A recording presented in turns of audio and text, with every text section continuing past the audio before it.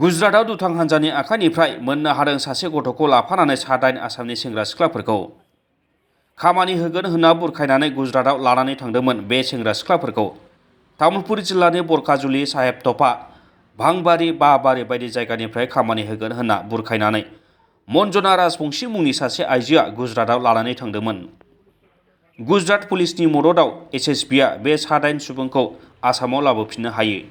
बिसोरखौ मददआव राजबंशीआ गुजरातनि जयन्ता मुंनि सासे आइजोनि आखायाव गथायदोंमोनब्लाबो जयन्तायाबो साननैसोनि उनावनो बे जायगाखौ गारनानै खारखोमादों होनना मिथिनो हादों।